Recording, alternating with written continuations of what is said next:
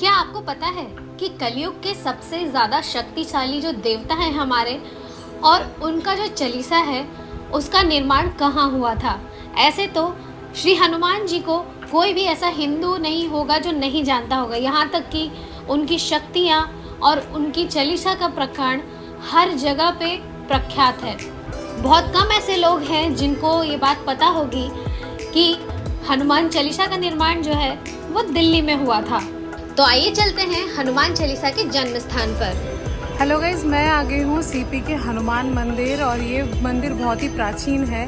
यहाँ पे एक बाबा थे जिन्होंने इस मंदिर की स्थापना की थी, पर माना यह जाता है कि ये मंदिर जो है महाभारत के काल का है। तो करते हैं दर्शन, हनुमान जी से लेते हैं आशीर्वाद और पता करते हैं क्या है यहाँ का इतिहास।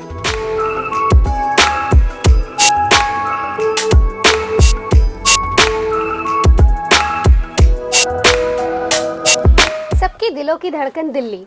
दिल्ली ना तो सिर्फ भारत की राजधानी है बल्कि हमारे इतिहास के कई पन्ने इस जगह से जुड़े हैं, क्योंकि कई सालों तक ये बहुत सारे राजाओं की राजधानी रही है और यहाँ तक कि यहाँ महाभारत और रामायण काल के इतिहास भी जुड़े हुए हैं। ये हनुमान मंदिर सीपी के पास पड़ता है। इस मंदिर का जो स्ट्रक्चर है ये मुगल काल में राजा मान सिंह द्वारा अकबर के सहमति से ही बनाया गया था। इसके पीछे का सबसे बड़ा कारण ये है, ये वही जगह है जहाँ पर गोस्वामी तुलसीदास जी ने हनुमान चालीसा का निर्माण किया था। और इसके निर्माण के बाद तुलसीदास द्वारा रचित रामायण और हनुमान चालीसा दोनों ही बहुत ज़्यादा प्रसिद्धि पाने लगे। जो प्रजा थी वो ये कहने लगे कि तुलसीदास जी जो हैं वो हनुमान जी की शक्ति के द्वारा बहुत सारे चमत्कार कर सकते हैं। और इस चीज़ की खबर जब अकबर को मिली वो फ्यूरियस हो गया और बुलावा भेजा तुलसीदास जी को। जब तुलसीदास जी उनके दरबार में आए तो उन्होंने एक शर्त रखी।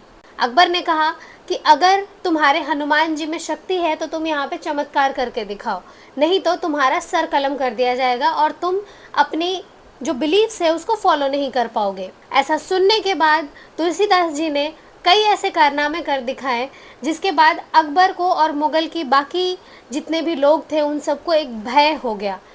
और इस पूरे वाक़ये के बाद अकबर के अलायंस में ही एक हिंदू राजा थे मान सिंह, जिन्होंने यहाँ पर इस मंदिर का निर्माण करवाया। हालांकि इस मंदिर की कहानियाँ महाभारत काल से भी जुड़ी हुई हैं। कई धार्मिक ग्रंथों के अनुसार जब पांडव वनवास के लिए निकले थे तो ये वो जगह थी जहाँ पर कुछ समय के लिए रुके थे। भीम ये चाहते थे कि वो अपनी शक्तियों को कई गुना और बढ़ा ले, जिसके लिए उन्हें हनुमान जी से अष्ट सिद्धि की आवश्यकता थी।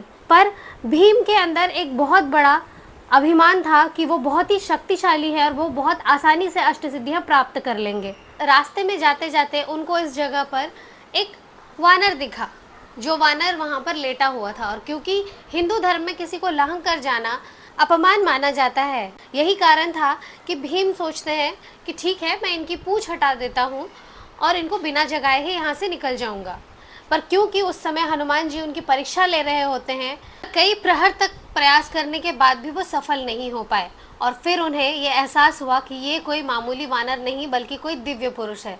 जब उन्होंने हार मान ली और उनका अभिमान टूट गया, तब हनुमान जी अपने बड़े स्वरूप में आए और उस स्वरूप को देखकर भीम भाव विभोर हो गए और उनका पूरा अभिमान समाप्त हो गया। और उसके बाद ही उन्होंने इसी जगह पर तप करके अष्ट सिद्धियों की प्राप्ति की थी।